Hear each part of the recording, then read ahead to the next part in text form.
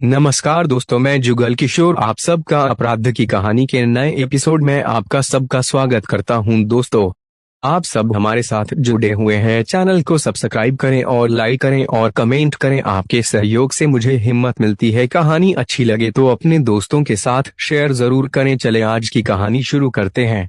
दोस्तों, आज हम उसके पुराने बंधन में बंधे हुए हैं जहाँ पर लोग इज्जत रुतबा देखते हैं। इसी के चक्कर में किसी बार अपराध हो जाता है। आज का युवा पढ़ा है, उसको समझ है सही गलत की जानकारी है। बेटी कामिनी ने अपने प्रेमी प्रशांत से लव मैरिज कर ली तो उसके पिता बसपा नेता विनोद कुमार गौतम को लगा कि उसकी नाक कट गई है।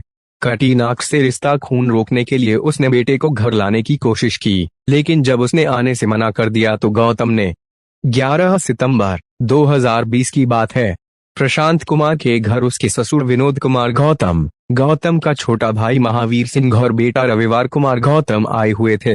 प्रशांत और उसके घर वालों ने उनकी खूब खातिरदारी की। दरअसल प्रशांत कुमार ने विनोद कुमार गौतम की बेटी कामिनी के साथ हाल ही में शादी की थी। शाम का खाना खाने के बाद प्रशांत के पिता राम अवतार अपने नए रिश्तेदारों के साथ बातचीत कर रहे थे। तभी रात 10 बजे के करीब गोलियां चलने की आवाज गूंज उठी। गोलियां नई बहू कामिनी के पिता विनोद कुमार गौतम ने चलाई थीं, जो प्रशांत और उसकी पत्नी कामिनी को लगी। दोनों लहूलुहान हालात में फर्श पर पड़े थे। गोलियां चलते ही घर में अफरा तफरी का माहौल हो गया। घर के लोगों ने रोना पीटना शुरू कर दिया। राम अवतार के घर से अचानक गोलियां चलने की आवाज गांव वालों के कानों तक पहुंची तो वे राम अवतार सिंह के घर की तरफ दौड़े। कोई समझ नहीं पा रहा था कि अचानक ऐसा क्या हो गया जो गोली चल गई। लोग जब घर में पहुंचे तो वहां की स्थिति दिमाग को सुन कर देने वाली थी। लोगों के आने से पहले ही विनोद कुमार गौतम, उसका छोटा भाई महावीर सिंह और बेटा रविकांत गौतम वहां से भाग चुके थे। घर में खून ही खून फैला था। राम अवतार के बेटे प्रशांत कुमार और बहू कामिनी फर्श पर पड़े तड़प रहे थे। उन दोनों को देख यह बात सहज ही समझ आ रही थी कि गोलियां उन दोनों को ही लगी हैं। तुरंत इसकी सूचना थाना टांडा को दे दी गई। सूचना पाकर थाना प्रभारी माधव सिंह बिष्ट पुलिस टीम के साथ घटनास्थल पर पहुंच गए। सबसे पहले उन्होंने घायल कामिनी और प्रशांत को अपनी गाड़ी में डाला और इलाज के लिए ले गए। उन्होंने दोनों को रामपुर के जिला अस्पताल में भर्ती करवा दिया। इस दौरान राम अवतार ने थाना प्रभारी को बता दिया था कि दोनों को गोली कामिनी के पिता विनोद कुमार गौतम ने मारी थी। वजह यह कि कुछ दिन पहले कामिनी ने अपने घर वालों को बिना बताए उनके बेटे प्रशांत से कोर्ट मैरिज की थी। थाना प्रभारी माधव सिंह बिष्ट विनोद कुमार गौतम को अच्छी तरह जानते थे, क्योंकि वे बहुजन समाज पार्टी का उधम सिंह नगर जिले का जिला अध्यक्ष था। नेता होने की वजह से आए दिन अखबारों में उसका नाम आता रहता था। विनोद कुमार गौतम मामूली इंसान नहीं था। राजनीति में उसकी ऊंची पहुंच थी। थाना प्रभारी ने यह सूचना अपने उच्चाधिकारियों को दे दी। सूचना मिलने के कुछ देर बाद ही रामपुर के एसपी शगुन गौतम जिला अस्पताल पहुंच गए। एसपी साहब ने दोनों घायलों का इलाज करने वाले डॉक्टरों से बातचीत की। डॉक्टरों ने बताया कि दोनों घायलों की हालत गंभीर है। मामला हाई प्रोफाइल था, इसलिए एसपी गौतम ने इसकी सूचना आईजी रमित शर्मा को दे दी। रमित शर्मा ने एसपी गौतम को स्पष्ट निर्देश दिए कि हमलावर चाहे कितना भी प्रभावशाली व्यक्ति क्यों न हो, उसके खिलाफ तुरंत कड़ी कार्रवाई की जाए।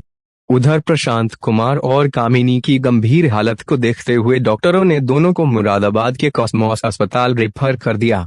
कॉस्मोस अस्पताल के डॉक्टर अनुराग अग्रवाल के नेतृत्व में डॉक्टरों की एक टीम ने दोनों घायलों का इलाज शुरू कर दिया। प्रशांत को 2 गोलियां लगी थीं, जो उसके शरीर में फंसी हुई थीं। डॉक्टरों की टीम ने उसके शरीर से दोनों गोलियां सफलतापूर्वक निकाल दी। एसपी शगुन कुमार गौतम ने आईजी साहब के निर्देश पर इस मामले को सुलझाने के लिए एक पुलिस टीम बनाई। उन्होंने टीम में थाना प्रभारी माधव सिंह बिष्ट और अजीमनगर के थाना प्रभारी सुभाष मावी को भी शामिल किया। पुलिस टीम ने आरोपियों की तलाश शुरू कर दी। ये सभी काशीपुर के निकटवर्ती गांव पेगा के रहने वाले थे। पुलिस टीम ने उनके घर दबिश देकर 13 सितंबर 2020 को तीनों अभियुक्तों विनोद कुमार गौतम, उसके छोटे भाई महावीर सिंह और बेटे रविकांत गौतम को गिरफ्तार कर लिया।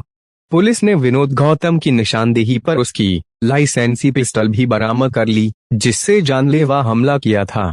इन तीनों से व्यापक पूछताछ की गई।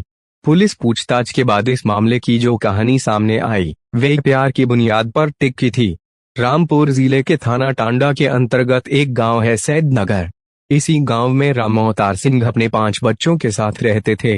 उनके 2 बेटे और 3 बेटियां थीं। प्रशांत कुमार उनका सबसे बड़ा बेटा था। प्रशांत के एक चाचा हैं कुंवरपाल सिंह, जिनकी ससुराल काशीपुर में थी।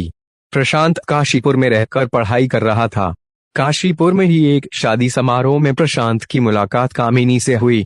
कामिनी काशीपुर के गांव पेगा के रहने वाले विनोद कुमार गौतम की बेटी थी।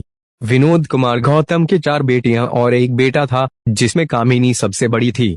कामिनी भी काशीपुर के एक कॉलेज से पढ़ाई कर रही थी। कामिनी और प्रशांत दूर के रिश्तेदार थे। शादी समारोह में दोनों एक दूसरे को देखकर बहुत प्रभावित हुए।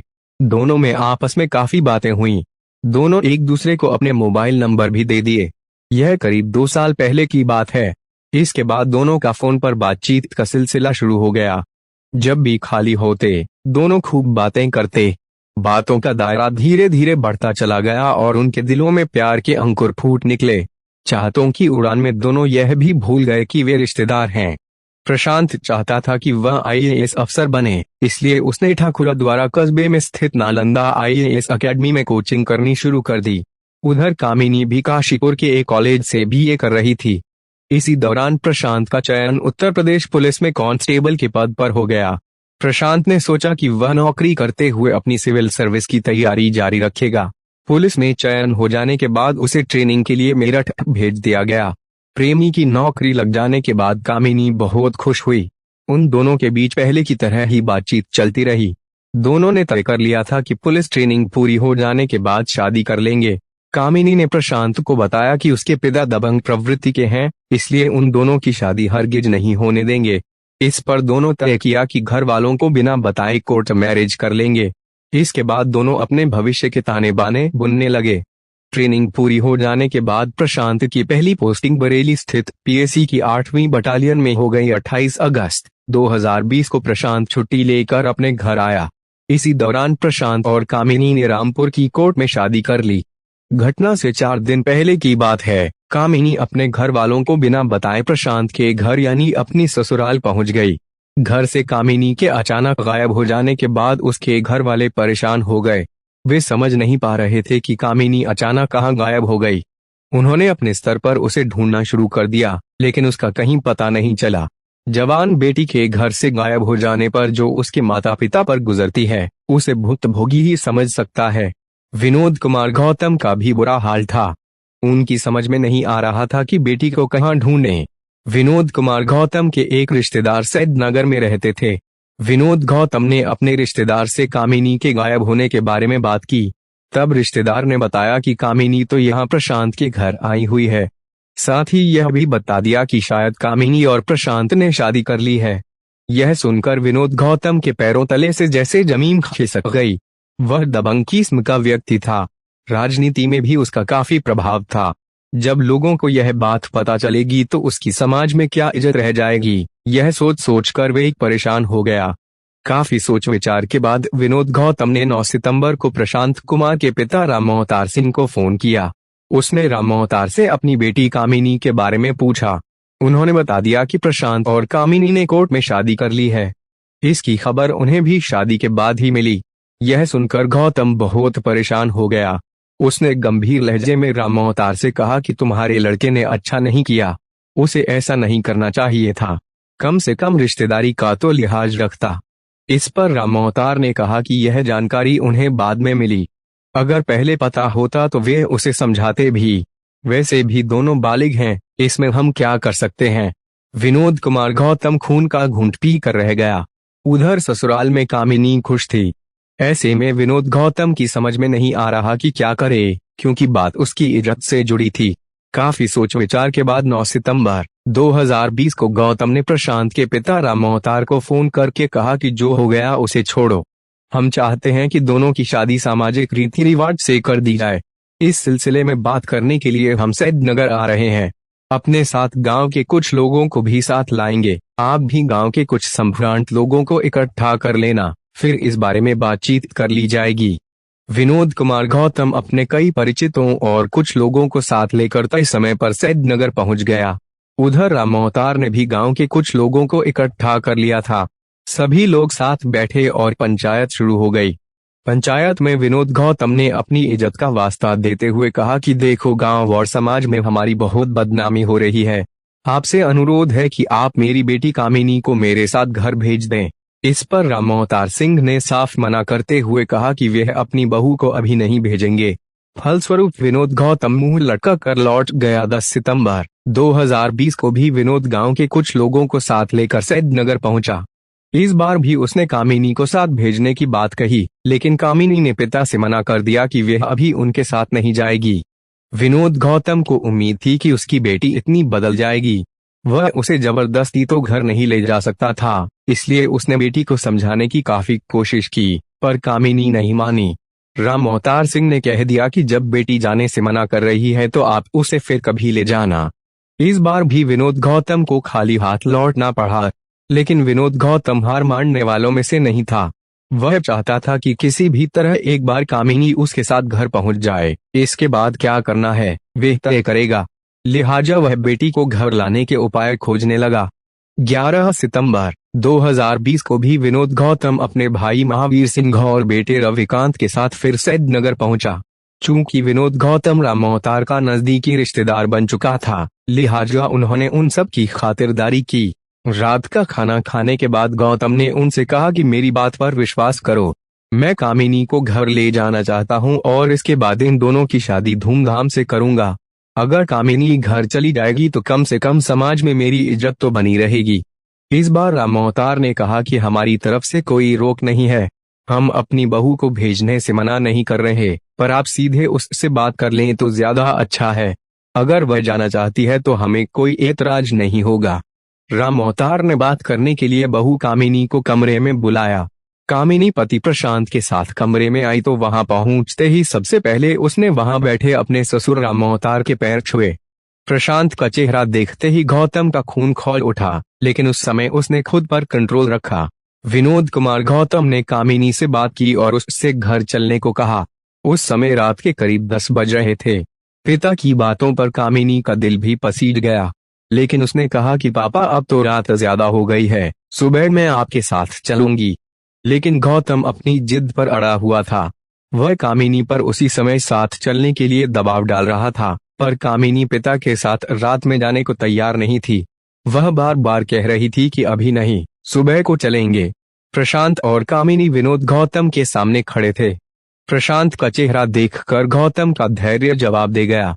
उसके दिमाग में एक ही बात घूम रही थी कि यह सब प्रशांत की वजह से ही हो रहा है, इसी की वजह से समाज में उसकी नाक कटी है, बदनामी हो रही है। लिहाजा गुस्से में आग बबूला हुए विनोद गौतम ने अपनी अंटी से लाइसेंसी पिस्तौल निकाली और प्रशांत पर निशाना साधते हुए कई फायर किए। इनमें से 2 गोलियां प्रशांत के लगीं और 1 गोली कामिनी को। गोली लगते ही प्रशांत और कामिनी फर्श पर गिर पड़े। कुछ ही पलों में फर्श पर खून फैल गया। अचानक मची अफरा तफरी में मौके का फायदा उठाकर विनोद कुमार गौतम, उसका छोटा भाई महावीर सिंह और बेटा रविकांत गौतम वहां से भाग गए। जाते वक्त वे अपनी वैगनार कार नंबर UK 06 वहीं छोड़ गए। बेटा और बहू को लहूलुहान हालत में देखकर राम अवतार के घर में चीख पुकार मचनी शुरू हो गई। उधर गोलियां चलने की आवाज सुनकर मोहल्ले वाले भी राम अवतार के घर पहुंच गए। उसी दौरान राम अवतार ने इसकी सूचना थाना टांडा में दे दी। सूचना पाकर थाना प्रभारी माधव सिंह बिष्ट कुछ ही देर में घटनास्थल पर पहुंच गए और कार्रवाई शुरू की। तीनों आरोपियों विनोद कुमार गौतम, महावीर सिंह और रविकांत से पूछताछ करने के बाद पुलिस ने उन्हें न्यायालय में पेश किया, जहां से उन्हें जेल भेज दिया गया। विनोद कुमार गौतम के जेल जाने के बाद बसपा हाईकमान ने उसे पार्टी से निष्कासित कर दिया। इसके अलावा जिला प्रशासन ने उसके लाइसेंसी पिस्टल का लाइसेंस निरस्त करने की कार्रवाई शुरू कर दी। कथा लिखने तक गंभीर रूप से घायल प्रशांत कुमार और उसकी पत्नी कामिनी का मुरादाबाद के कॉस्मोस अस्पताल में इलाज चल रहा था। दोस्तों, आपको कहानी अच्छी लगी हो तो चैनल को सब्सक्राइब जरूर करना और लाइक कमेंट भी कर देना। आपका लाइक और शेयर मुझे हिम्मत देता है। कल फिर आपसे मिलेंगे।